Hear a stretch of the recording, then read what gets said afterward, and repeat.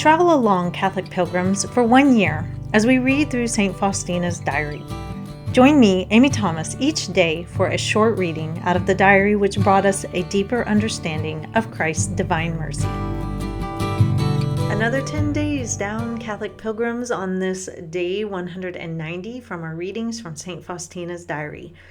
So good job again. I feel like I am saying another 10 days down faster and faster. It just seems like the 10 days roll around really quickly.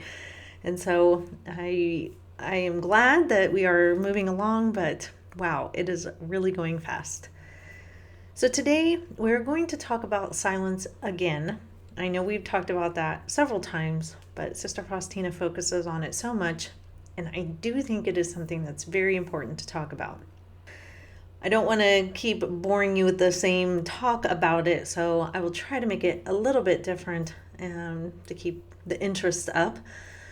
But that is what we're going to be reading about today in Notebook 2, numbers 883 through 888. Nothing disturbs my union with the Lord, neither conversation with others nor any duties. Even if I am to go about settling very important matters, this does not disturb me. My spirit is with God, and my interior being is filled with God, so I do not look for him outside myself. He, the Lord, penetrates my soul just as a ray from the sun penetrates clear glass. When I was enclosed in my mother's womb, I was not so closely united with her as I am with my God. There it was an unawareness, but here it is the fullness of reality and the consciousness of union. My visions are purely interior, but the more I understand them, the less I am able to express them in words. Oh, how beautiful is the world of the Spirit, and so real that by comparison, the exterior life is just a vain illusion and powerlessness. Jesus, give me the strength and wisdom to get through this terrible wilderness, that my heart may bear patiently this longing for you, O my Lord. I always remain in holy amazement when I sense that you are approaching me, you, the Lord of the awesome throne, that you descend to this miserable exile and visit this poor beggar who has nothing but misery. I do not know how to entertain you, my royal prince, but you know that I love you with every beat of my heart. I see how you lower yourself, but nevertheless your majesty does not diminish in my eyes. I know that you love me with the love of a bridegroom, and that is enough for me. Although we are separated by a great chasm, for you are the creator and I am the creature, nevertheless, love alone explains our union. Without it, all is incomprehensible. Only love makes it possible to understand these incomprehensible intimacies with which you visit me. O Jesus, your gentleness terrifies me, and I would be in constant astonishment and fear if you yourself did not set me at peace. You make me capable of communing with you before each approach. January 15th, 1937. Sorrow will not establish itself in a heart which loves the will of God. My heart, longing for God, feels the whole misery of exile.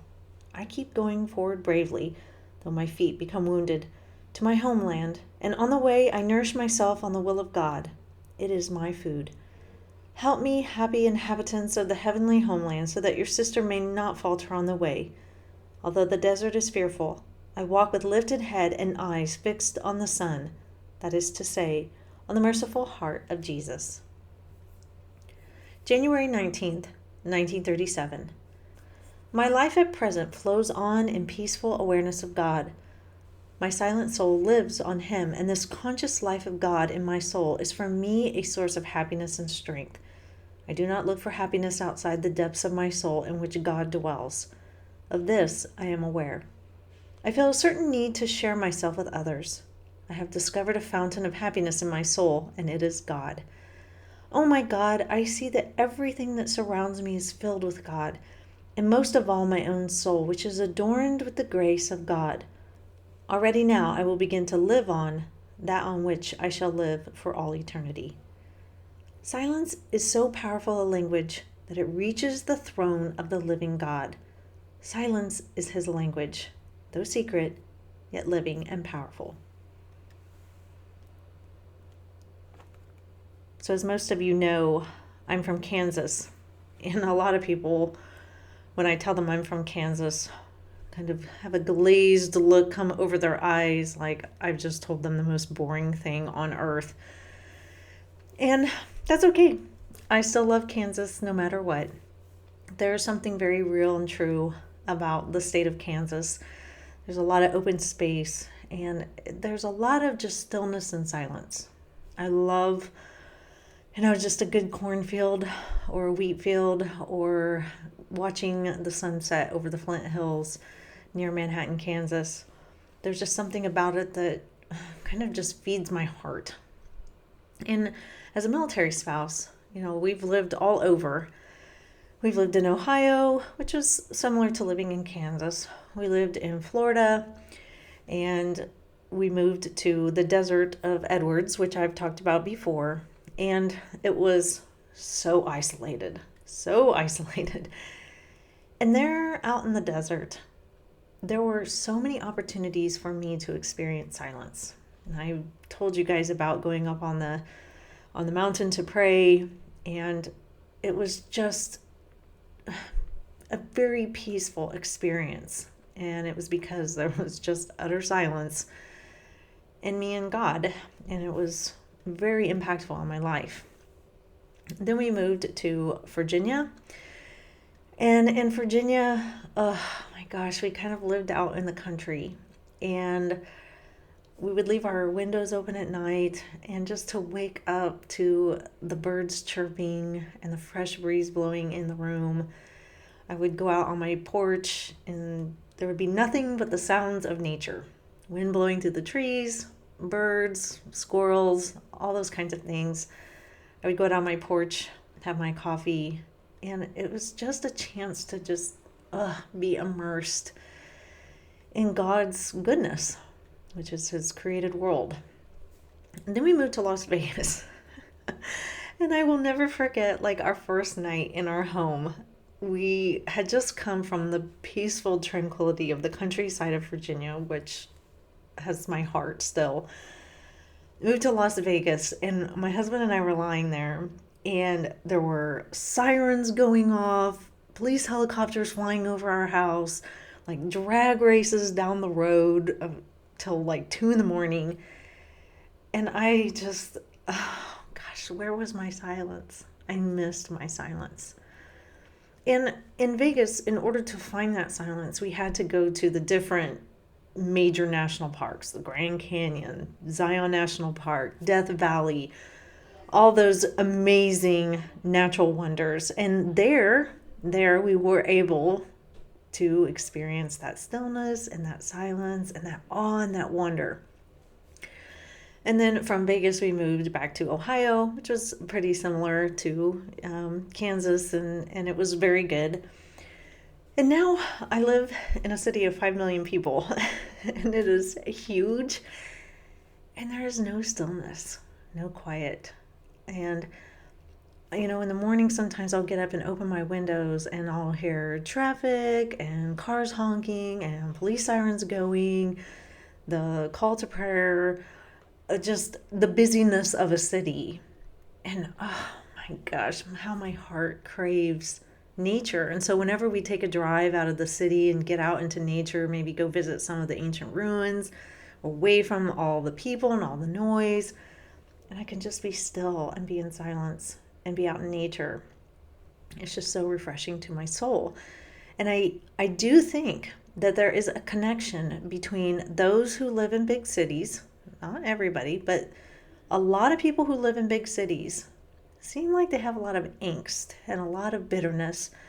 And we get a lot of atheists in our big cities. And I think a lot of it has to do with the fact that they are very disconnected from God's created world. They live in a man-made world. Man-made buildings, man-made cars, man-made roads, everything. It's just constant noise, constant overstimulation of the senses. And it does not surprise me that people lose touch with God in big cities, because I really think you just have to be grounded in nature sometimes. Your soul thirsts to be grounded in God's created world. My brother lives in Colorado, and he oftentimes just goes hiking in the mountains by himself just to refresh himself and to be out in God's created world and to pray and to just think without all the distractions. And he always talks about, how good it is for him to do that, to just have some decompression time. And I would completely agree. And so Sister Faustina here today, again, she's talking about silence. And she says in 888, silence is so powerful a language that it reaches the throne of the living God. Silence is his language, though secret, yet living and powerful.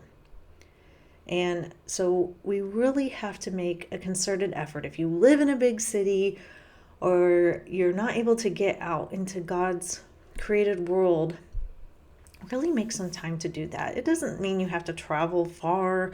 It doesn't mean you have to go to one of the big national parks or anything like that. Just take a moment to go on a short hike. Go sit by a pond. Go take a little walk somewhere where there are trees. Oh my gosh, I miss trees so much. You don't even understand. And find that time for God to speak to you in his powerful language of silence. We really, really have to have that. It is so important for our spiritual health and our emotional health as well. I really believe that. So that is all for today, Catholic Pilgrims. I will see you back here for day 191. And until then, live the faith boldly and travel well.